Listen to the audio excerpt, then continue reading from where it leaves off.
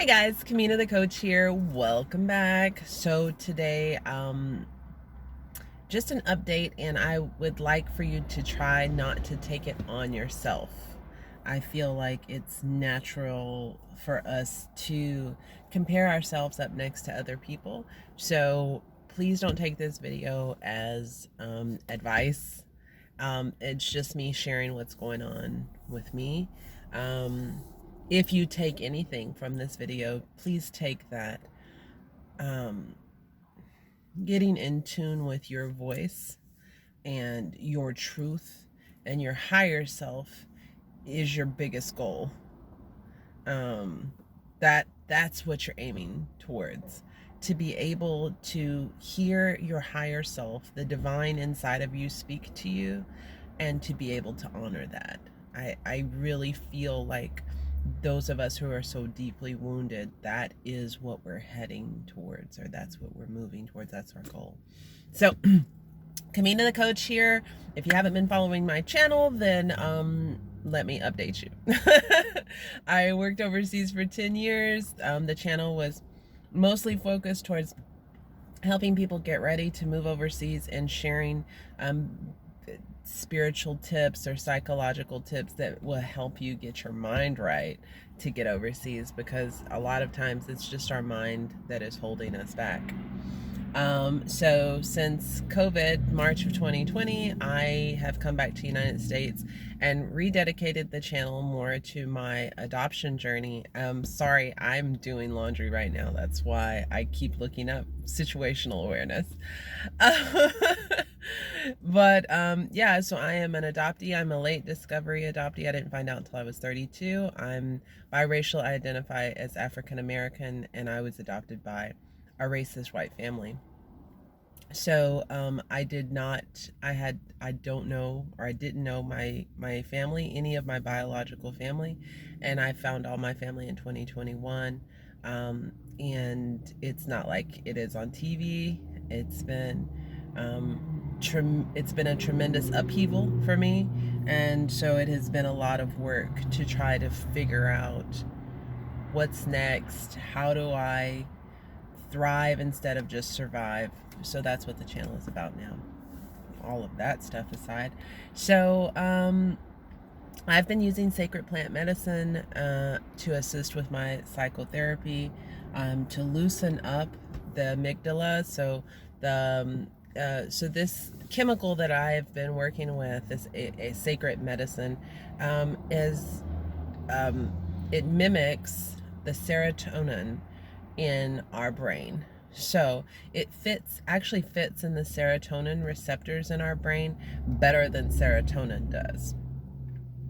It specifically affects the portion of the brain called the amygdala, and the amygdala is the fear center of the brain. So because, especially if you have had trauma very young in life, your caregivers are your sole means of survival, and you recognize very young that without them you would die. So if any trauma has happened to you that has triggered that fear of death, likely it's encapsulated in that amygdala portion of the brain, and it thinks that it's keeping you safe. It's not bad per se, just depends on how you look at it. It's not necessarily good for us either, because we can't get to that portion of the brain to work with that trauma. So that's why I've been using this sacred plant medicine. I have had tremendous success. I'm like an antenna now.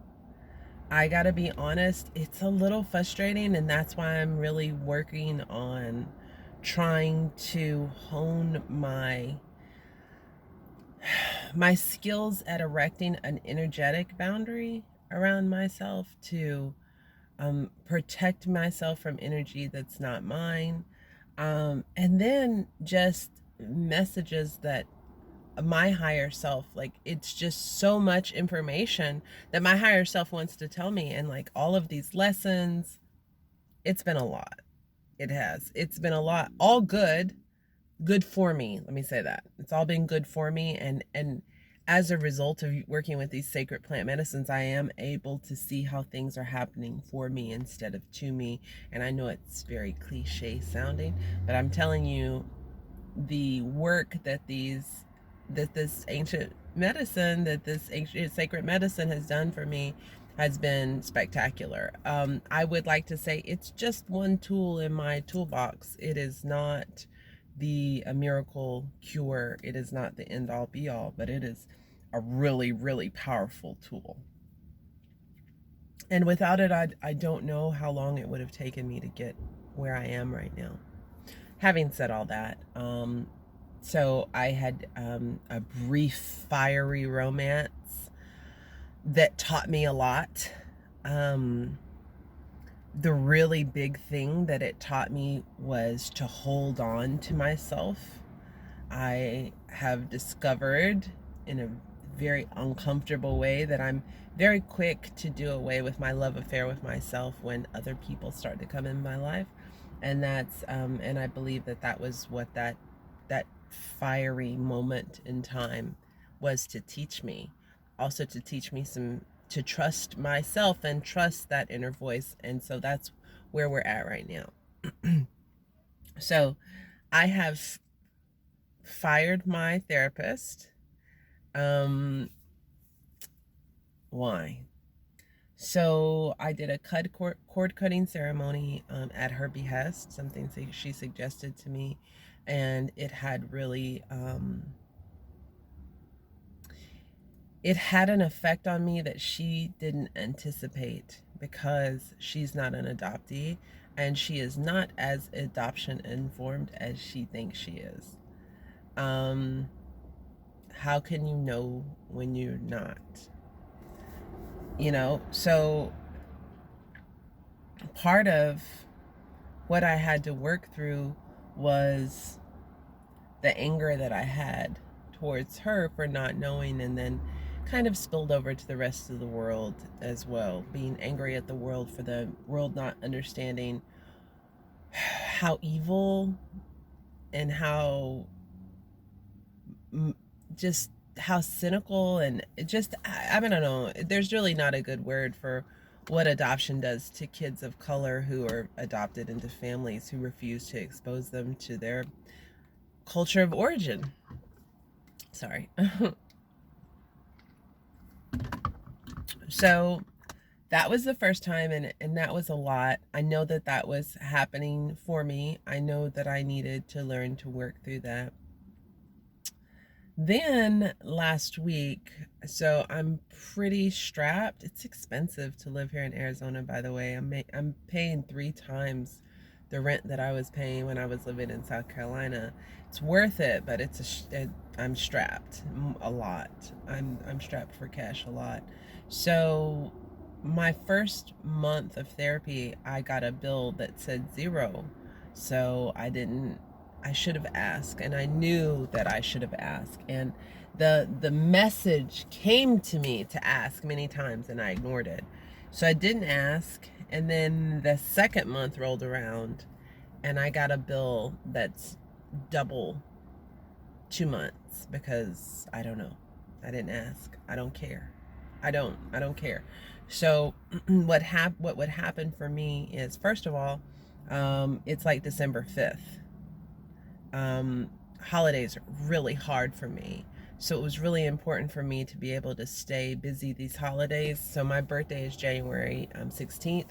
So I was going to take myself to Jamaica with my friend, which the ticket there is not cheap. And I needed a little extra money once I got there, even though she'd probably take care of a lot of it. I still needed money when I got there. So that, and then Christmas, I needed to be able to do something for Christmas, not something, wildly spectacular, but I need to have enough money to treat myself, because it's really important that I've paid close attention to self-care during this time of year. That's me knowing myself. Self-awareness is everything. So I was really frustrated when I got this bill, because it's really bad timing. Christmas, New Year's, and my birthday. Really, really, really hard times for me. Then if I was to continue to see her, then I continue to accrue a fee on top of the money I already owe her. Those two situations back to back. And so it's not as much the money as it is the lack of awareness that this might be a problem for me. I understand she has other clients but again, that lack of awareness that I'm an adoptee. Holidays are probably a really hard time for me. My birthday is probably a really hard time for me. Yeah. So, not necessarily saying that she has per se really done anything wrong, just me recognizing that the situation is just no longer healthy for me. And that's not to say that I might not ever go back into therapy. I may. And I'm not necessarily stopping because well, let's just be honest. I've really felt like I was paying to talk to one of my friends. And while I really like her, and she did offer some valuable nuggets, I have amazing, really, really insightful friends that I can talk to for free. So it just didn't really make sense to me to continue on a relationship that had aggravated me very deeply 2 different times for lack of awareness, lack of adoption issues, and then money. And yeah, it was a lot. And I was very activated at the time, and my friends are trying to help me figure out ways to keep her as a therapist. But the truth was, like, after that level of aggravation, I didn't really want to go back to that situation again. I didn't feel like I was getting enough from the relationship for me to continue on paying for it, especially now that the paying for it has put me into a bind. So I'm really, really proud of myself that I am able to, because one of my friends offered some alternatives like payments and all this stuff. And honestly, if I could take care of that lump sum, like I actually could afford it, I could just put the money away each week and have it put away. But since we didn't discuss it, I wasn't fully prepared for it. And part of that was my fault. I didn't read all the paperwork she sent me. I was not in a good place when we first started working together. And yeah, there's that. Don't wait until you're in a bad place to get therapy. You can take that piece of that piece of advice. I was in a decent-ish place, but not enough. I didn't read. I should have read the paperwork she sent me.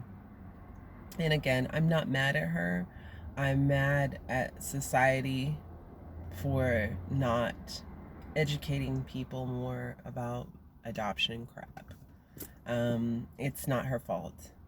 It's not her fault that she's not black. It's not her fault that she's not adopted. It's not her fault. She doesn't know, and she doesn't know what she doesn't know, and it's fine.